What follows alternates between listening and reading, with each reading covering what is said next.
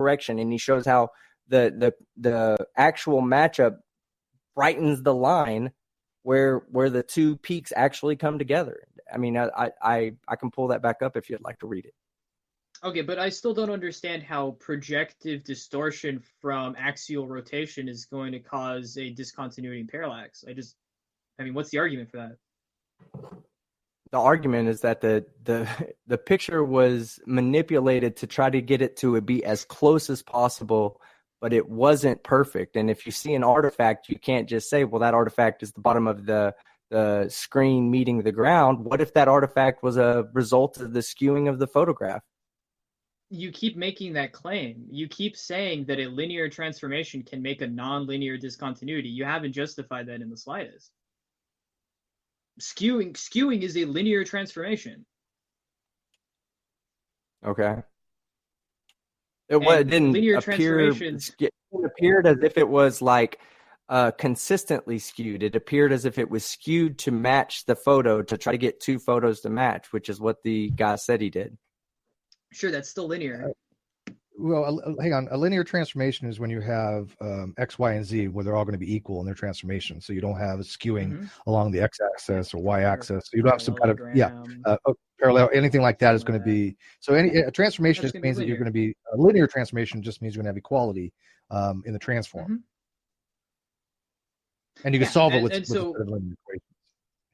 Yeah, that's exactly right, Steve. But the whole point is that I don't understand. I mean, again, you were appealing to very, very, very tiny changes that were done over the edge. I mean, not just the edges, but the entire image, right? So these are very slight, minor shifts that are happening to the entire image. I just don't understand why you think that this very, very minor shift, these skews, would produce this. How far away was the St. George crater? How far away was the St. George crater?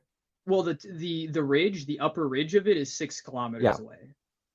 So there's the reason why a small degree of change will make a bigger difference. You're not talking about necessarily parallax at that point. Yeah, you're not talking about parallax at that point. You're talking about having to take something that was rotated 2, 3, 4, 5 degrees, whatever you want to say, but at 6 kilometers. And then you're going to have to take that and skew it and twist it so that it matches, so that the camera angles look as if they're coming from the same direction. All that. What I'm telling you is that I'm not convinced right now that could not be an artifact of the guy making the change himself and then blinking between the two and saying, look, this is a transformation, or this is an artifact that shouldn't. Why didn't you test that though? Why didn't you go into Photoshop? You've got these two images. Couldn't you just put them into your Photoshop and not apply any of these skews and see that this discontinuity disappears? But then you're not looking it's not parallax at that point. You're not looking in the same direction. Now you're looking in two opposite directions. The point of the transformation was to make it appear as if you're looking in the same. The point of the transformation was to make it appear. Neither of the images are looking in opposite. I mean, I don't want to take you too literally, but I mean they're looking in almost the same direction. That you nailed it right there, almost, but not completely.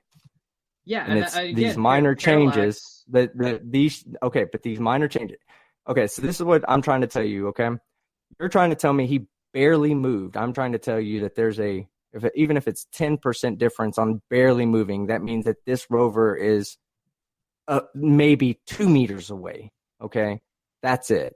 They're not 5-10 meters away because they're not moving 2 centimeters or 5 to 10 inches to get that much of a angular size change. That this tire, the first tire, or the one that's slightly less, is slightly tilted towards you, and the other one is slightly tilted in the front. I put planes down on these and match the planes up. Now, when you do that, it's very, very slight, very little, okay? But you're looking at something that's 6 kilometers away. You're making the assumption that you're looking at a backdrop that's 50 meters behind you, and there shouldn't be that much change. I'm not making that assumption. No, this thing is not making that assumption. Well, okay. I'm inferring that from the evidence. Okay, that's incorrect by me. You're inferring it from the evidence. I'm telling you that to me, it's completely consistent with what might happen if you skew a photo to make it fit what you want to make it fit. As I showed in this picture over here. It could. That's a big skew, if. That's a big if. Okay, again, you haven't demonstrated that in the slightest. You just keep bringing out this tired claim. I mean, at this point, that claim is very tired. But it's still not been refuted. You just said that it's possible and that it's possible. No, I didn't. I explained to you. Look, I explained to you that there is a nonlinear discontinuity in the parallax of where the stage floor meets the backdrop, and that that's nonlinear, and that could not be caused by a linear transformation such as a skew. So I did. I responded to. Okay, that so was the exact what I'm telling you, if you brought up. Okay, look, when he matched it up, when the artist matched it up, he matched it up to this top peak back here. Okay, I can go to the actual website where he talks about what he did for this. He matched it up to this peak. Everything he did was to keep this ridge line the same.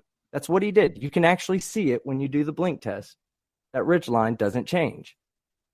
Okay? He had to skew the photo so that ridge line remained the same in both photos. That's what he did. He says he did it. Now, if it makes something way over here look funny, just like it made something way up here look funny, that's a part of the art. That's an artifact that's going to happen when you adjust the photo. He said it. Now, how is he getting the ridge line so perfectly lined up and everything else like that in photos that are in opposite directions and taken from different distances from the objects? But they're not taken from opposite directions. They're taken from let me ask you identical directions. I'm kind of getting a little redundant here, so let me kind of move it along if I may. How first of all, I'm just kind of curious in this particular photo, and let's try to move on to some different evidence because this is not going anywhere. How much you think it's not actually skewing? It's like it's skewing. How much difference from one camera angle or position do you think there is to another from the camera itself with respect to the lunar module there or the rover? So the difference in camera angle, like I said, it's a few percent. We agreed. I mean, anywhere between 2 degrees to 5 degrees. I'm okay, and you've actually and do you know the distance from that to the furthest peak?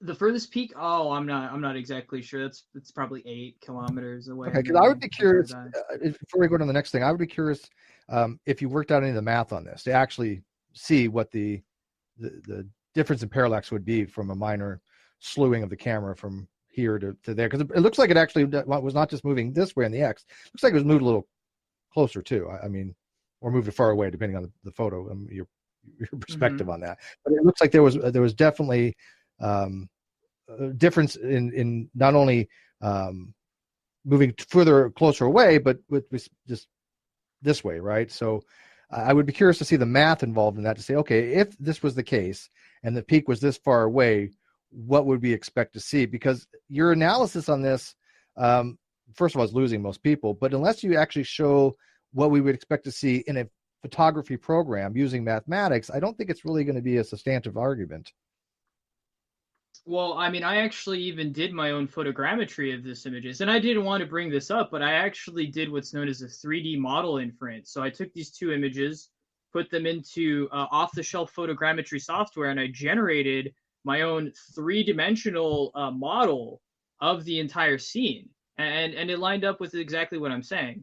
Now the thing is that I mean, obviously photogrammetry has its own limitations, but I'm just not seeing. I mean, any of the arguments that I've put so far. Can I ask you a question then? Because this comes from the website that the Metabunk website, and let me pull up the name of the guy. Okay, so Celine Kaguya. Oh, well, I guess this wouldn't actually apply because you actually believe that we can go there. No, this does still apply because Kaguya, I believe, and forgive me if I'm saying his name wrong. He did an analysis on the Japan's laser mapping of the lunar surface. And when the laser mapping, the 3D mapping that we didn't have the technology time when they put out these photos, when they released the photos to the press or to the public. So we didn't have 3D mapping at the time, but that when JAXA 3D mapped the surface of the moon, they came back and did a like the topographical rendition, and sure enough, it matched exactly to what we see in the photos. Now, how did they know in 1969 or 71, whichever one it was, that I guess this would be 72, right? Apollo 15. Oh man, that's okay, an well, easy hey, argument. What? Hey, okay, go ahead and answer it. No, you can laugh at me, but go ahead and answer it. I didn't have the exact. They had maps of the moon already at the point. They were actually even making 3D models of the landing sites. I mean, how else could they plan the mission if they didn't have detailed topographical maps of the areas? So they already had detailed topographical maps. They didn't 3D map they didn't 3D map it. They didn't have 3D mapping technology. So how would they have known where the craters were if they can only see it in a 2-dimensional picture from above? They can use parallax, of course, to determine that, but because you take photos, from a satellite. You take photos from a satellite at different. Different times. So if you have an oblique angle where the sun is just barely shining over the surface right at sunset, they'll actually accentuate the differences, and you can tell. You can tell things like crater detail and that kind of stuff from that kind of image. So they had a satellite that was flying around the moon, taking images at different points in time. And from those images, they were able to infer the the surface of the moon. And it's a simple stuff. I mean, they had to do this. How else could they plan the mission if they didn't? Anyway, so I mean, in the time that you were explaining that, I actually opened up these 2 images and I just sent it to Kyle. I made a brand new GIF without any skewing, and actually it looks even worse. It took me about 30 seconds to make this GIF, but again, it being skewed, I just sent it to you. Is it the one with the yellow thing, the little yellow orb that's moving around? Well, let's get into that. Let's get into that. Could you put that on screen? Yeah, give me a second to send this to Dave. Dave, I'm forwarding you the you mentioned. So you mentioned the JAXA data. So I actually took the JAXA data. There's a 3D model, and I made a GIF. I actually placed the camera right at the landing site. I faced it in the direction that it's facing in the images, and I took there's this yellow ball. So the diameter of the ball is 300 meters. So think of something like the size of an oil tanker, or like a circus tent, like a really, really, really big circus tent.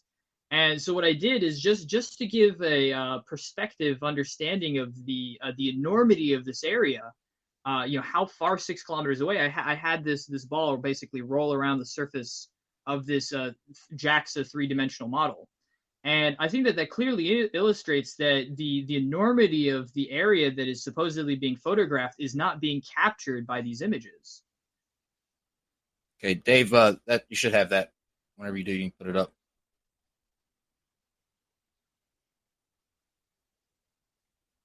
This unskewed.gif? No, the one with the yellow orb. No, yellow. Yeah, 300 meter ball. I don't have the unskewed one. The unskewed one I just made just now. It's, to be honest, it's not the best thing, but I mean a basic optical transformation. It says basic what? Optical transformation like that. It went through. It sent. I got it. But yeah, I mean, so Team Skeptic, you keep appealing to this skew, somehow creating this discontinuity where you have what seems to be a stage floor meeting a backdrop. But I mean, how do you create this kind of scenery where you see something very obviously like this, and if I move my hand back and forth, you kind of see what you're seeing there. You haven't explained in the slightest. Are you talking about for that image? I already told you. Are you talking about for the yellow? Okay, for the GIF, I've already told you it's until you can explain how that works. Because I'm telling you right now, the photograph, as per the author, was matched up so that was altered so that the ridge line matched up to give you that perspective of what the ridge line looked between the two cameras, making those the same. Okay, but I'm not talking about the ridge. I'm not talking about the ridge line. Okay, I'm not talking about the ridge line. So you skew the photo so that works. And when you do that, it changes other things in the photo. I don't get how you're saying that the change cannot possibly be the fault, the explanation